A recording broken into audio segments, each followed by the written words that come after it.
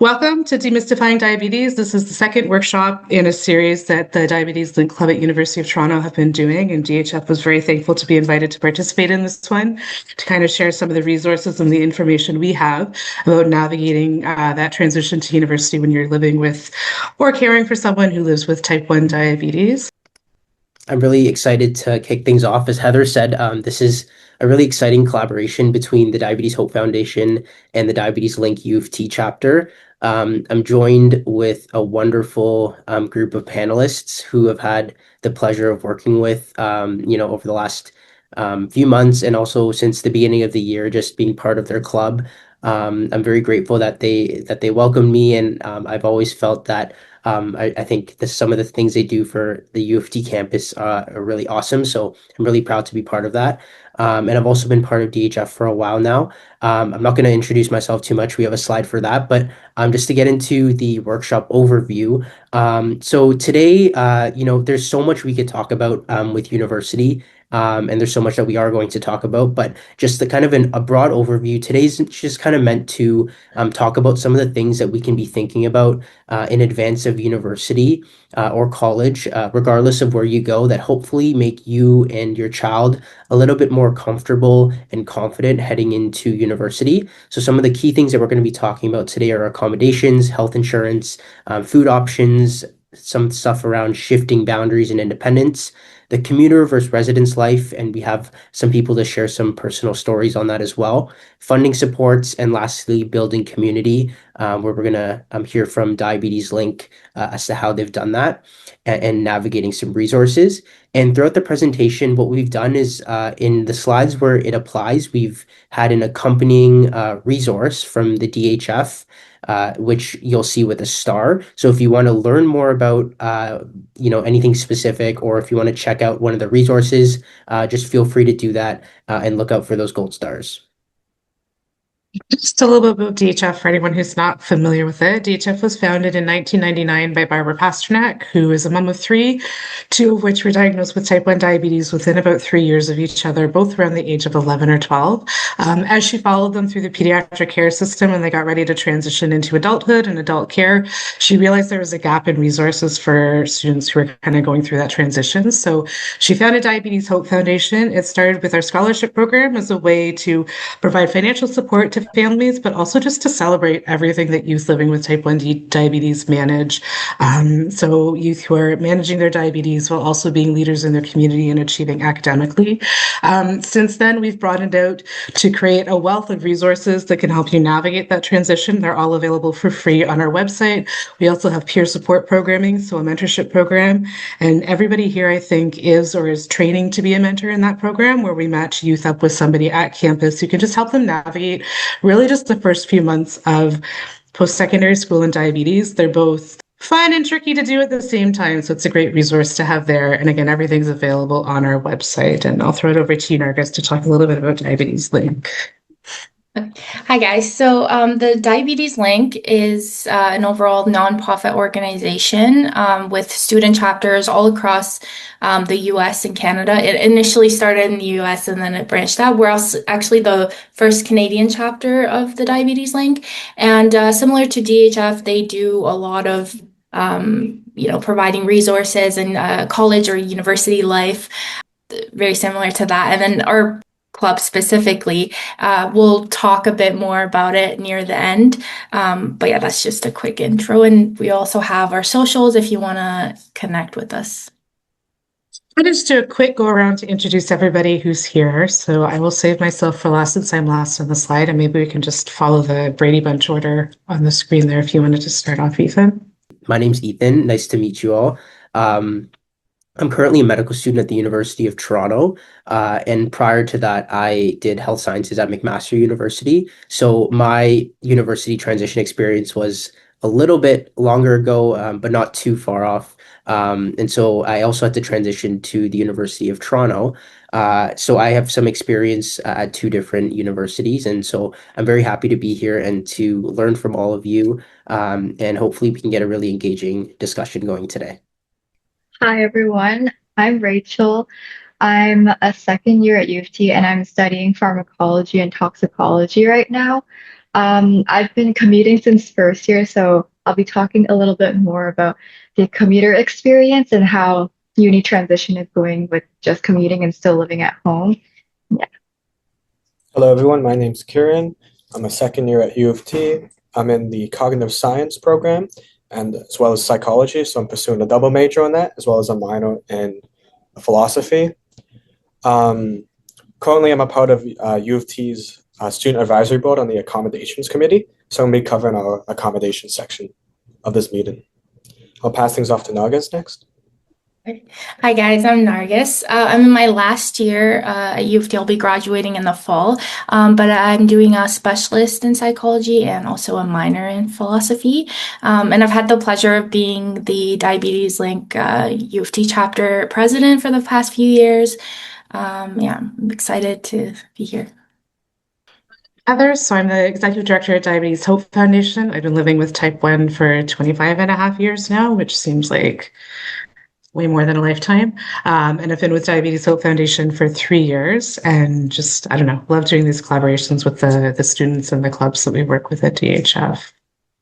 The first topic we're going to talk about is accommodations. So basically, we consider accommodations to be part of your rights as a student with type 1 diabetes. This is because, people with type 1 diabetes have extra considerations that other students might not necessarily have, that could affect your academic well-being, your academic success. And so having accommodations within the context of school, whether that's, testing accommodations or accommodations in class or with your schedule, are all things that are part of self-advocacy. And so, as it says there on the slide, we would encourage you to consider applying for accommodations. And, accommodations might look different for each person depending on things that they prioritize and their personal circumstances. But we just wanted to promote the self-advocacy tips that we have there on the right and kind of include accommodations as one of them. On the next slide, we're going to talk about some of the key strategies that you can use when thinking of accommodations. So the first being, additional time for tests or exams and things like that, as well as assignment extensions. So those could be for diabetes-related medical issues. Also, non-penalized breaks during classes and tests, separate writing rooms, especially with the pumps. Sometimes they can make noise, so it might also be good in consideration for others to be in a separate writing room. Also, food and drink to be allowed for, especially to treat lows. Permission to leave classroom for medical reasons. Permission to use medically necessary supplies and tech. And then also, we're going to talk about housing a little bit later, but guaranteed on-campus housing, private or shared room, mini fridge, especially for insulin, and then room location priority.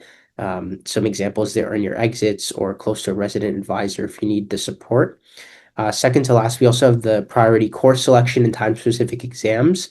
So, people manage diabetes differently and might have better handle on their diabetes if their schedule is a little bit adjusted around that. And so that point is very important for those people. And then also access to audio recorded and peer provided lecture notes, in the case that they can't attend lecture for diabetes related reasons. I'll pass things off to Kieran in the next slide to talk about these accommodation steps.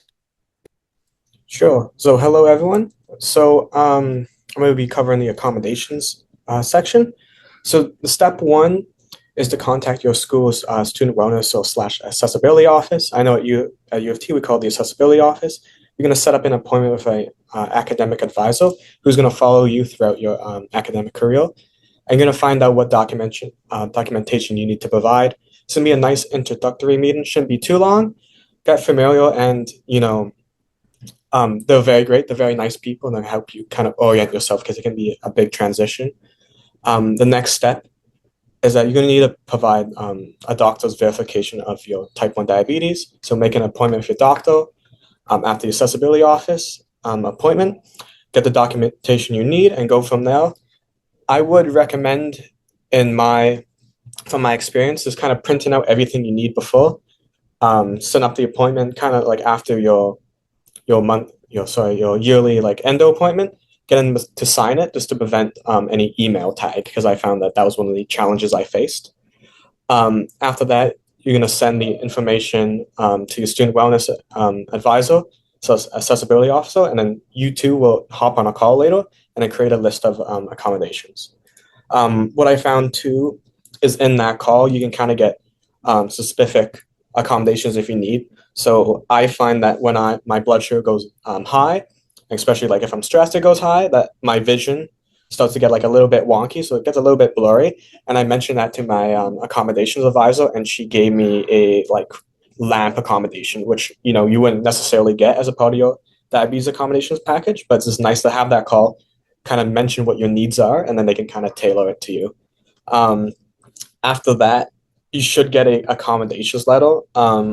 For U of T, we have this website which has the like letter electronically, and you just kind of send it off to each professor. You copy paste it, send it to an email, or you can kind of write your own personalized email to your professor. Usually, I just do the electronic letter, or if some professors in like a smaller class, I walk up to them and just introduce myself, and then same with the TAs. Usually, though, for bigger classes, the TA is the primary point of contact between the student and the professor.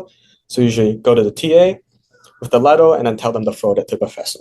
Sometimes going into that meeting with your accessibility officer can feel a little bit overwhelming, especially if you have to describe what diabetes is, because we all know that the majority of the people don't know the difference between type 1 and type 2, and it can be very frustrating. So we've got two resources that are available online. The first is a student resource that explains why accommodations matter for you and what your rights are, so that you can bring that information into the meeting, as well as what accommodations you can ask for.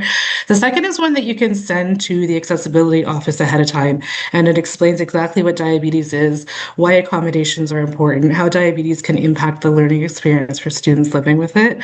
So it's just kind of taking a bit of the work off of you to have to explain everything so that you can have that ahead of time. So I just wanted to point those out, and they're all available for free on our website. Thank you, Heather. And then again, just make sure that you be proactive and just talk to your school ahead of September. As you said, kind of like May or June, because it can take a while for the documents to get processed, and you really want to make sure that you kind of get your accommodations all done and settled before you start the big year. And then again, like I said, just try to do it as in person as you can, just to prevent email tag. I'll just add to, in my personal experience, I've had very understanding TAs and professors, and usually, like when I mention, I need an extension, just because being stressed and being a diabetic, they kind of grant it right away. So, it doesn't hurt to ask. And if you do run into friction with that, just remember that, accommodations are your right. And you can always go to your academic advisor to raise any issues that you have. Okay, so the next kind of technical thing is the health insurance that's available to students at school. Very important to know that there's an automatic opt-in for students for health insurance. So as soon as you accept your offer, it's added to your long bill of stuff that you have to pay for, which is the health insurance. You have to manually opt out within the first month or two of school. Each school has its own deadline for that opt-out. In order to opt out, you have to prove that you're enrolled in another plan. So if both parents have health insurance and that covers everything you need for your type 1 stuff, you can opt out and get a little bit of money back into your pocket. If only one of your parents has coverage, this can be your primary coverage, and then your parents can have the secondary coverage. So it can kind of bump up whatever coverage you might be getting. So just make sure that you look into that. Parental caregiver insurance becomes the second insurance, so that's important for parents to know when you're looking at that opting out option. The other thing about health insurance to be aware of is that there's a blackout period at the beginning of every school year. This is when the school's negotiating the insurance contract with their provider. So you can't make any claims at that time. So it's really important to either stock up on all your supplies before September hits, find out what the blackout period is for your school. If you need to get anything during that time, just keep your receipt, and then you can submit it afterwards and get reimbursed for anything that you pay. If you're at university, the plan is managed by the student union. If you're at college, it's usually administered by the college admin. So if you're having any trouble accessing insurance, those are the people that you need to reach out to and go to ask questions there. And then this is just a slide kind of showing the range of what's available through most student insurance plans. If you go to the DHF website, we have the transition guide, which you can do a search for your school and it'll link you directly to what the health insurance plan is at your school. So prescriptions, eye care, dental care, so important as a diabetic to get your teeth looked after and taken care of. Paramedical, which a lot of people don't think about, so physiotherapy, naturopathic, going to see a counselor. Diabetes supplies, it's going to vary from school to school, so just make sure that you look into that. Part of health insurance is deciding where you're going to pick up your prescriptions, so have that conversation before you even move. If you're going to go away to school, if you're going to pick them up at home, if your mom's going to order them and ship them to you, if you're going to pick them up at the local pharmacy at the school, and just kind of in that same realm, make sure that you schedule an endo appointment before you start school so all your prescriptions are up to date, and just think about where it is that you're planning to go to see your endo, if you're going to keep the one that you have now, or if you're going to find someone near your school. Just kind of throw back to the accommodations since we're talking about endos. It's a really good idea to talk to your pediatric clinic if you haven't transferred to adult care yet to get those letters of support about your accommodations. They know you better than your adult clinic's going to because you've probably only had 1 or 2 appointments with them. So getting them to support you with getting those accommodations in place and getting your prescriptions all set up just kind of makes it easier on your end. So just a few tips, and all of this is in our student transition planner, which is online. Decide again where you're going to be getting your prescriptions ahead of time. Order ahead if you're going to use your hometown pharmacy. Make sure you have a copy of your prescription that you can have in your back pocket in case you do need to get something sort of at the shoppers at school. And I think I've talked about all this, and then also just find out where your local clinics are for emergencies, because sometimes you may just need to go to the hospital if you're low on insulin or anything like that. So just make sure you know where all those safety points are.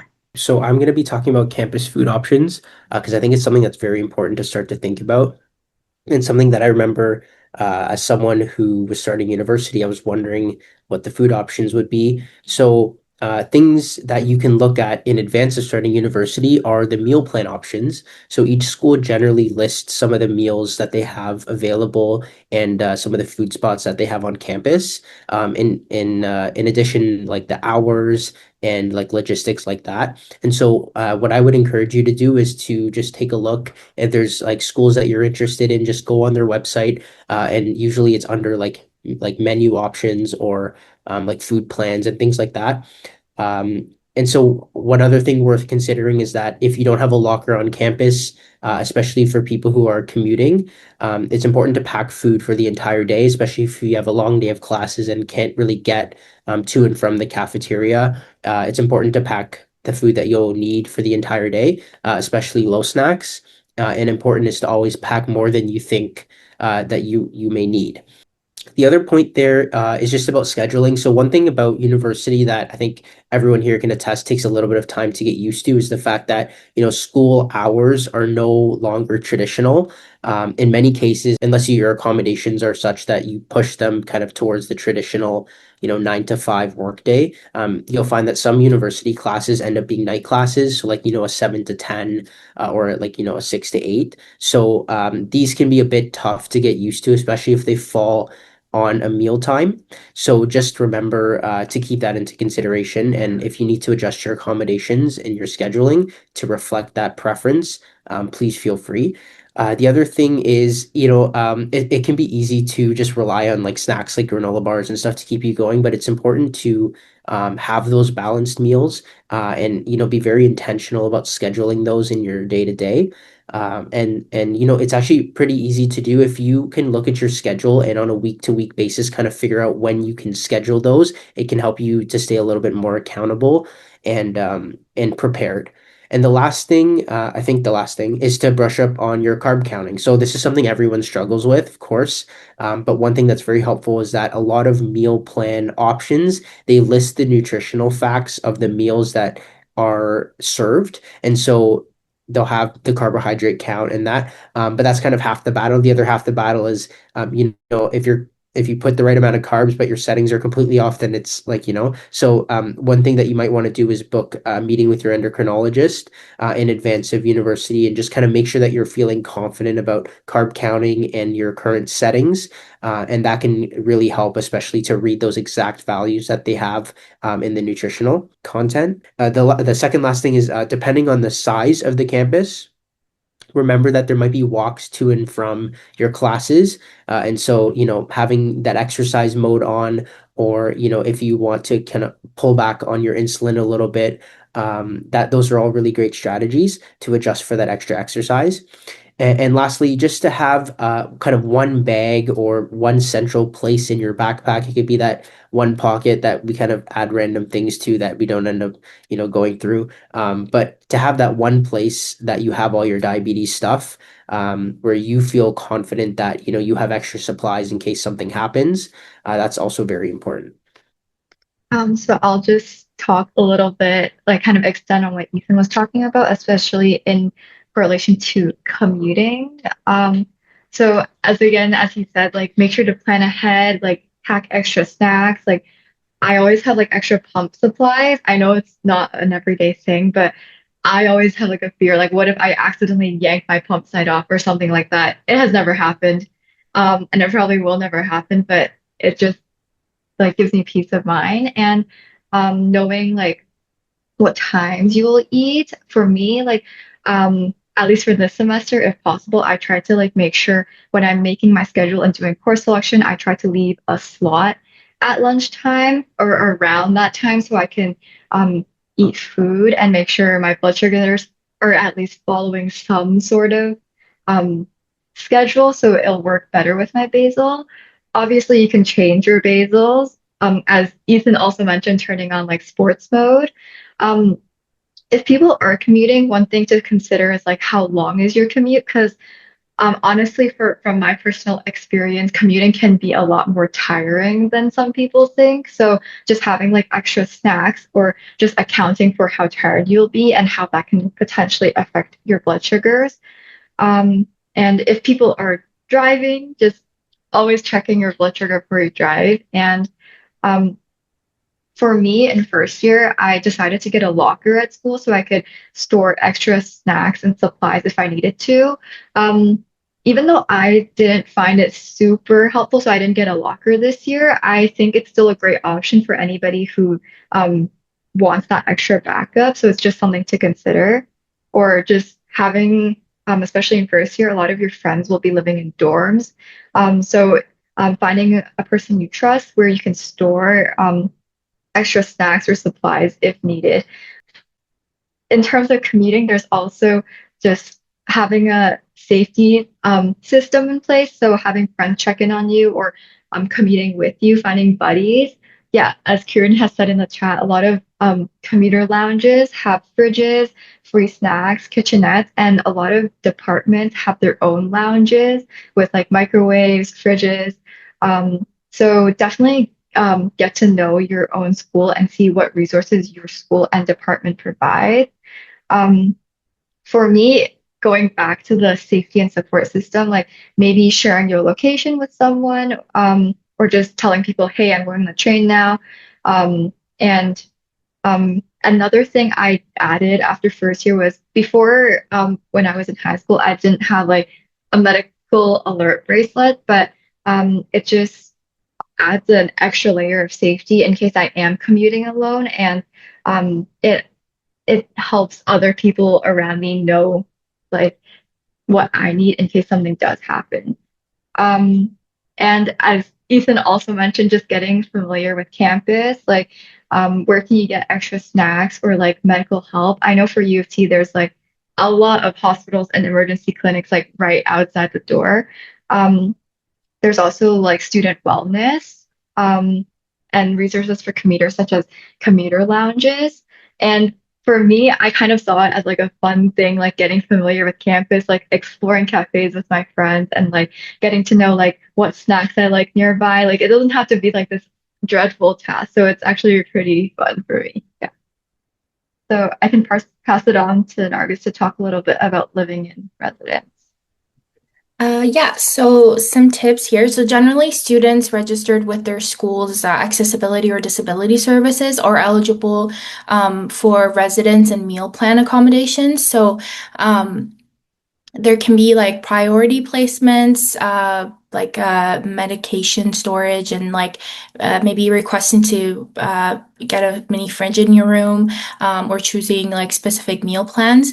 I would say the most important thing here is to do your research, depending on even within not just different schools, but even within the specific school, because there are different types of residencies. Like, for example, I live in the apartment residence. So I have roommates, but I have my own, like a shared fridge and a kitchen. But in dorms, like you have the dining hall, and maybe there is a shared fridge. In those situations, you just kind of have to see which is best for you. I know there were some comments in the chat about what getting a single or a double dorm. But with that, I mean, if you want to get a double, like that's always good if you want to have more support with somebody else.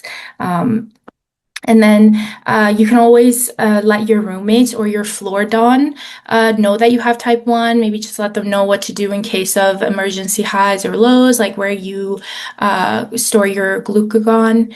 But yeah. So, at university, you will have a lot more independence just in general, and especially around your diabetes management. For myself, this year I moved out. So I moved from my parents' home and I'm living on my own for the first time. So there's a lot of new things that come with that. It's very important just to know, who will I share like my diabetes diagnosis with, and like to what extent as well. Um, Usually for myself, I like to plan my lectures with my friends. So, I always know someone in a lecture. But if I don't know someone, I meet someone new, and then, get to a point where, I can share like my diabetes diagnosis, and especially like stuff that I can do in the case of an emergency. And just kind of knowing who to turn to. Another big one with those commuter centers is there's a lot of student advisors who are there, and a lot of them are medically trained persons. So sharing like your diagnosis with them and like what to do in a case of emergency, I found has been very helpful. Do you have anything to add, Rachel? For me, like at the start of the semester, I usually email my prof or the course admin about like with the accessibility accommodations that we talked about previously. Like U of T specifically generates a PDF of a letter that most profs and course admins are familiar with. For some of my courses that are more lab based or like in person, I kind of make the decision on the fly about whether I want to tell the TA. Like if it's a standing lab course, like a chemistry lab or something, I'll probably like mention it once at the start of the semester, just so they know like, oh, I might have to sit down sometimes, or they might have to grab an extra chair for me. But for some like really quick classes that are pretty big, like I know for me, some of my tutorials are like 100 or 200 people, which is pretty big. Like I personally didn't find it super necessary, especially since the class was just 50 minutes. And um, but it's up to like you to make that choice. Like don't feel obligated to have to share your diabetes with every single person. Um, as long as you feel like you are being kept safe and like everyone has the information they need to help you feel comfortable, you don't always have to share with everyone. Yep. I have a few more things to add on. We also have a explaining diabetes resource, which you can see starred on the right-hand side. And in my personal experience, like disclosing your diabetes at university and in post-secondary is a lot different than in high school, because there's a very different level of maturity that you find in post-secondary institutions. And like a lot of people I find are more curious about, what diabetes is and how to help. And then some of them too are in life size. So, they might end up studying diabetes. So it's just nice to kind of have that, context to it, which I find really helps me in like, disclose my diabetes and with like a lot of the kind of like anxiety around it. Okay, I'm going to be speaking now to boundaries. So, boundaries are something very important to talk about, especially I've seen in the chat like there's a few people that are going, further away to university, and other people, even if you're going nearby. I think boundaries is very important when you're starting something new like university. So that's why we have a few tips here to go over that. So firstly, everyone's support kind of looks a bit different, and the things that they appreciate from other people might vary. So it's important to discuss with your family and friends what support you want and need about your diabetes management. Some things to think about when having these conversations. So do you want reminders about doctor's appointments? Will supplies be shipped to your home or on campus? Actually, there was a question in the chat about that earlier, and I think one thing that's worked well for me, and I'd also want to hear your thoughts as well from the rest of the panel, but I think the nearby pharmacy worked really well because you can manage all your prescriptions there. You can request refills, and generally they're very understanding about the student plan and some of the insurance pieces as well. So I think having that set up next to your campus pharmacy, like usually in my experience, there's like a pharmacy, like a Shoppers or something very close to most of the major university sites. And so it might be worth looking into that, or like a Rexall or something like that. Also, who will follow your CGM and when? I think, as previously mentioned before, there's opportunities to, engage through the Follow app and, other similar things like that, especially if you're on a CGM. And that can be very helpful. Instead of, checking in very frequently about blood sugar, all you simply have to do is just open the app and take a look at it pretty much at any time. So I think that's I think one of the most reassuring pieces for parents and caregivers. If a low alarm goes off, at what point should others get involved? Yeah, this is a personal, I guess, question, but I think it's good to, as mentioned before, keep other people around aware as to what they can do to help you. And then lastly, how often can your supporters ask about how your type 1 diabetes is doing? So remember, I know this is a big shift for the student, but it's also a big shift for the entire family. And so there's going to be growing pains for everyone.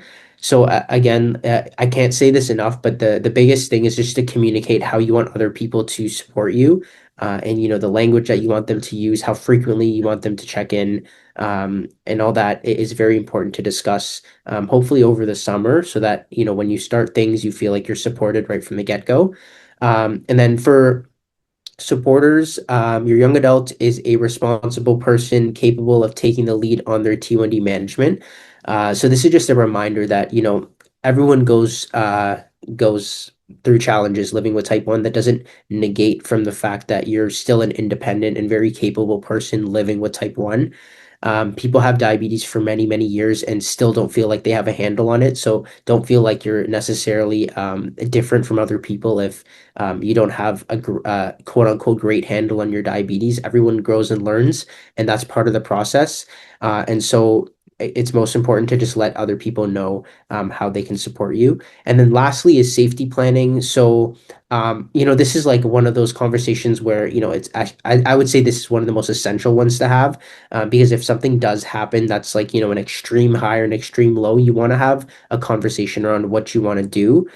So like whether that's sharing the names of people, if you're comfortable sharing some of your closest friends, contacts, that's worked for me in the past, like with my parents. So if I'm going, out with my friends, like they have a couple key reliable people that they can contact. And this also might at university look like the Dawn, or like the assisted living contact, or like whatever the term is. I think it's maybe different at different schools, but the Dawn is like the term that I'm familiar with. Just to be able to contact if something goes wrong, and especially if they don't have a lot of experience with type 1, like that's a good conversation to have with them. And yeah, just to bring home some points, I think this is from the Student Transition Planner. I think it's a really excellent like overview of boundaries and some of the things to keep in mind. So I'll read them, but I think you should definitely take a look at the Student Transition Planner for a much more comprehensive and better explained conversation around boundaries. But first is, boundaries are about what you're going to do, not about telling others what to do. Secondly, boundary settings can be uncomfortable, but it helps clarify roles and expectations. Thirdly, stating your feelings and intentions early prevents resentment and confusion later. And lastly, remember to use I statements when sharing your feelings and focus on moving forward together. So these are all key things to keep in mind as you're discussing boundaries. And yeah, feel free to check out the Student Transition Planner for more. I'm just going to talk about a little bit of funding that can help you out with the transition to post-secondary school. As a student living with type 1 diabetes, you automatically qualify for the student grant for students living with diabetes. This is a federal grant that students across Canada qualify for. Because the government of Canada, has recognized diabetes as a disability, then it's an automatic yes. So to qualify, you have to be applying for OSAP or another provincial loan program. It's part of your application, so you need to make sure that you check off that box when you're applying, and then it's automatically added onto your loan. You can receive up to $2,800 a year, so it's a significant chunk that can help you out with medical supplies or books. It's not attached to anything specific, and it comes through with your loan payment. So just something to be aware of and to look into. Now I'm just going to be talking about kind of the benefits of joining or building a diabetes community in post-secondary and beyond. So here at the U of T chapter of the Diabetes Link, our mission is to provide a friendly, supportive, and resourceful space for our diabetes community, in addition to diabetes education and advocacy. So we do this through, you can see here lots of examples of social events, which just gives gives folks a chance to connect with fellow type 1s or other folks who have a loved one with type 1. We also hold tabling events across campus, in person or online, and lots of events with amazing organizations like the Diabetes Hope Foundations and other Diabetes Link student chapters in Ontario. This is just to kind of educate and spread awareness about diabetes. So for getting involved with clubs or kind of building a community, there are different club fairs you can attend, usually at the beginning of the year in September. This is our booth at the U of T's like big club fair they do in September. It's like on King's College Circle. It's like a huge field. There's hundreds of clubs of all kinds that you can learn about. And it's just a good chance to meet people, get free food, free merch. And of course, this is also your chance to join other like non-diabetes clubs. And there's really a club for everything. And if you can't find it, you can start one. Also, this is just a screenshot of U of T's student organization like group portal. So here you can just search or like filter by different campus and different types of groups. And you can find their contact info. This is just for the Diabetes Link here. And again, those are just our socials if you want to connect with us. You're not at U of T. Like if you're going to U of T, connect with the Diabetes Link because it will make a difference whether you go to every event or you just kind of connect and have a one-off conversation with Nargis or Kieran or Rachel, Ethan. It makes a difference just to talk to somebody who's living with type 1. Just a heads up, I don't think this is the case with the Diabetes Link. Some clubs are a mix of type 1s and non-type 1s, so you do have to do a little bit of educating and advocating within the space, but it's all people who are there wanting to learn and support. And if you're not going to U of T, we do have a link on our website that kind of lets you know about all the other diabetes clubs across Canada. Most of them are in Ontario, but they're starting to pop up at other universities as well. And it's just a good way to get involved. And can they reach out ahead of September, Nargis, to kind of have a familiar face to meet them when they get to campus? Yes, for sure. We do run like social events, usually one or two over the summer. So it's not just specifically for our club, not limited to just during the school year. But yeah, we would be very happy if for new members, even if you're going to a different university, like we have alumni and people from different universities that come to our events. So it's not just for U of T students. And just a few kind of highlights of what DHF has to offer. So we have a wealth of resources. We have our adult are our caregiver guides. So this is for the parents in the room to kind of learn about how to let go of some of the responsibility that you've been managing with your type 1 diabetes, but still be there to support your child from afar. Our student transition planner was written by youth at university and college. It's got answers to all the questions you're wondering and then ones that you didn't even know that you needed to ask. So it's a great place to start just to get all that information about anything that can happen with type 1 diabetes. We have our podcast, The Diabetes Dialogue, which is just conversations between type 1s. And it's just kind of one of my happy places to go to because they just talk about stuff that you might be thinking or have lived with. And we've got some great episodes there. We also have our blog, if you're more of a reader than a listener. It's a community blog, which is written by youth living with type 1 diabetes. Kieran's written a few posts. We're always open to people submitting posts. So stuff about navigating post-secondary, but also just life with diabetes. So a great place to go. We also have our Hope Connects program, which is our peer mentorship program. So you can get matched up with a peer mentor one-to-one, just somebody you can touch base with either on campus or like a lot of our mentors and mentees do it over text. We also have our Discord forum. So this is just an online space where you can pop questions in. It's one of the most supportive places I've ever been. No matter what people put in there, there's people who kind of jump in to pat you on the back. And we're going to be launching an Instagram group shortly, just as another way to get connected. All these are available online. I also highly recommend that you follow DHF and LinkedIn on Instagram. It's where you can find out about events that are happening. We always try and put out tips that are kind of relevant to what things are going on in the school year. So it's just a way to keep up to date and kind of learn about the new blog posts that we have coming out and again, events that are coming up. So I was thinking we can maybe pause and see if anybody has any questions, anything that wasn't clear, or if anyone on the panel has any other tips that you just want to get out there to make life a little bit easier for everyone going into first year. Heather, just a question from the chat. Is the student grant for diabetes for all students with type 1, or is it just for type 1 students with financial needs? So it's directly related to the provincial loan programs. So you have to be applying for OSAP or something like that to qualify for it. I spoke to an advisor about that a few months ago. That's something like if you're eligible for even $1 of OSAP, they'll give you the 2,800 right away. And I guess in addition to that, a lot of the school, like if you opt in for the health insurance, I think you'll have maybe around $1,000 for like medical supplies, which I have found to be very helpful. And you can also get an insurance card for that too. Just a message from a mom to students out there. If you are going low and your mom is freaking out about it because she's following you on your app, please just send her a thumbs up that you've dealt with it and are okay, because it will mean she stops calling you. And it will also mean that she can sleep better at night. And I know it can be a pain in the butt when we kind of like worry too much, but just as a request from mom on behalf of your moms and dads, just kind of keep that communication open because they just want you to be okay.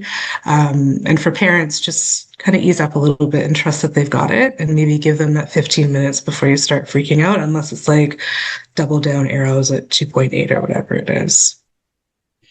Just to address Daisy's question, yeah, so I recommend applying for accommodations in May to June just to kind of get it done and out of the way with, because it does take it is quite the process. It can take a while, and especially just what I mentioned is kind of email tag between yourself, between like your doctors and the accommodations office. So it's nice to kind of get started, around when you're wrapping up grade 12, get it done over the summer, so then you can kind of solely focus on the move in and starting the school year, and you don't really have to worry about the accommodations. And it'll just be right down the background, and then they'll kick in, when they kick in. You can apply at any point in the year, though. So if you decide you don't want to do them before you start, but you get through first semester and you're like, oh gosh, that was too many lows during my exam, I just need some kind of backup, you can start the process at any point during the school year. Yeah, Heather brings a great point, because a lot of the time we don't fully know what accommodations will work best for us if we haven't even started university and we don't know what the university life is like. So, I mean, to have accommodations in place is a really good first step, and I would definitely encourage that early, but also to change things as they go is definitely something that a lot of accommodation advisors help with. So if things come up and you realize, these accommodations aren't really fitting my needs and I need to adjust them, like that's a conversation you should have with your advisor, and they can help you kind of adjust them. Yeah. Another thing I'll jump in on, in terms of my own experience, just know that school will always be there. Your health not necessarily will be. So, I am taking an extra year just so I can just do 4 courses a semester, because I find that more manageable. Right now, since I moved out, I dropped down to 3 courses in this semester just so I can kind of give myself that breathing room. And I found that it's really helped with, just the stress. And again, this is kind of like my own personal way of dealing with it, but there's always avenues for you to de-stress.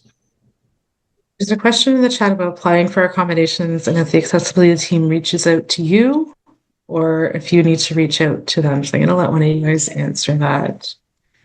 I mean, from my experience, for the U of T specific accommodations, when I applied, it was like a link on the accessibility website, and it was kind of like an intake form to kind of figure out what you need first, what college you're in. That's something that exists at U of T, but not anywhere else, just where they should place you with basically. Um, and then afterwards, somebody from the accessibility office reached out to me. And then from then on, like I had a direct point of contact. Like my specific accessibility officer was already assigned to me at that point. And then that was what Kieran said, like said the email chain started, but it at least for U of T, they directly reach out to you. I will say just a difference to keep in mind is that these people, the advisors, they deal with like, hundreds of students, so they don't always have the time to check in with you. So you're going to have to really like advocate for your needs and follow up with them. I do find that like they are great at like getting back to you. It's just that, you kind of need to initiate the process. I think that advocacy piece is so important because you're going to need to advocate for what you need. And not everybody knows what type 1 diabetes is. So have your elevator pitch ready for when you go into that meeting, not just explaining what it is, but how it impacts your learning and your studying, and just kind of knowing your rights is really key if you're getting any pushback from an advisor, because some of them are phenomenal and there's always people in the mix who aren't as great. So knowing what your rights are and being able to articulate that is really important. Knowing what's going to help you, and that's something you can talk about with your clinic, what they think would help you with your studies, and just yourself what's going to help with your academics. It's really important as well. And just kind of knowing that you have support there. So have your parents call in if they're giving you a lot of trouble. You can reach out to the Diabetes Link. You can reach out to DHF. We're happy to kind of send a letter of advocacy. Your clinic is probably going to be great at helping support you through that as well. So just know what you want and be prepared to articulate it.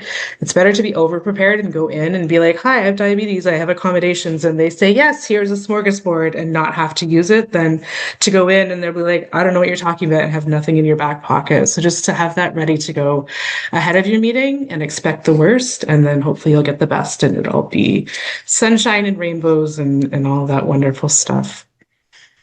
Yeah, I just wanted to add here, it's always better to at least have the accommodations than not have them. For me, I don't know, take it or leave it with this advice, but you don't always have to write like in a separate place, like away from your class, because usually the class writes together during tests. I've done it before where I've just spoken to my professor. I didn't register it in advance to get accommodations, because at U of T you have to like request to get your accommodations for at least 14 days before. So I've just spoken to my professor, like, hey, I'm gonna have a manual glucose tester with me and my insulin pen, and I want to write with my class, and I just did that. And of course, I was like, I'm just gonna have juice just in case. So I think there's not really a pressure to always do that, but it's better to have them than to not, because maybe during that semester or time you need it and other times you don't. Yeah, I just want to add to that. So I'm taking language classes at U of T. So when I do tests and quizzes, I like to be in the class in case I have like in case I have a question for the instructor, and they're like, they're right there. So I found with that, like, I would benefit a lot from this kind of like having a conversation with the professor. Like, here's what I need. Sometimes I just need like an extra 15 minutes, and usually I could get that like informally accommodated. But in the event that they do give you issues, you can always reach out to your academic advisor, or accommodations advisor, sorry, or even the academic advisor, and to say, hey, by the way, like, just explain the situation. Like, I need to be in this class, but like they're not they're not accommodating me, and then usually they can, speak to the professor, and then something can be done. In my experience, they are kind of very careful about the kind of devices you bring in. I mean, I used to have the Omnipod Dash. It's like a mini phone, and once I was using it during my accommodated testing, and they thought it was a phone, and I had to stop in the middle, and I had to educate them about it. But that's a whole different thing. But yes, so if you want to do it without accommodations, with your class, usually the manual glucose testers and the insulin pen or just your pump. Um, that's I find like their understanding of that. I just want to add on in here too is that you can always look for like opportunities to get involved if that's your thing. The accommodations and academics advisor is like a great point of contact. I found that through them that I first initially got involved with like the diabetes link because they kind of pointed me towards them, which was great. And also that's what ended up landing me my position in the accommodations committee was just getting to know my accommodation advisor, just like kind of asking for roles to like share my experience and help other students with the transition process. I did just want to say that there will be a follow-up kind of second part to this webinar, which is really going to talk more to students, I guess, about how to navigate life on campus with type 1 diabetes and how to talk about it, going out safely with type 1.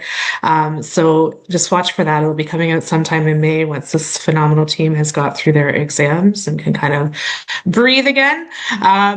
Speaking of exams, just learn about the 42 factors because there's a lot of things that impact your diabetes beyond the cat food that you're going to be eating at school. So just kind of know what those are, learn what those are, talk about them with your clinic, and just give yourself grace that it's not going to be perfect, especially during those first few months when you're figuring out your new routines and new foods and stuff like that. I don't know if you guys had any last words of wisdom you wanted to pass on to everybody before we say goodnight. A reminder that everything's going to be okay. And I know that's something Heather started with. I think it'd be fitting to kind of end it with that too. That, like we presented all this information, but like that's just because there's so many resources available to support people nowadays, especially with all the work DHF has done in this kind of area of transition. So, I think whatever challenge that you have, like there's definitely something available for you to either read or someone available for you to connect with. As Heather said, you can connect with anyone at DHF. You can also connect with anyone at Diabetes Link. We'd be very happy to help support you, or even if we're not the best people, to just kind of refer you to someone like the right person to have that conversation. So I hope you kind of leave this webinar feeling a bit more empowered rather than overwhelmed. Like that was our goal. In addition to this, as Heather said, there's also going to be that next session, which is like, when I'm finally in my room, and my parents have left and like now I'm actually here, like, that's like a whole other conversation that we're very excited to have. So please, if you really enjoyed this, and also if you have feedback for the next one, let us know and we'll incorporate it and hopefully make next discussion just as engaging. And for those of you who are coming to U of T, I hope to see you on campus in September. Yes, thank you guys so much. We wish you all the best with your transition. Thanks, everyone.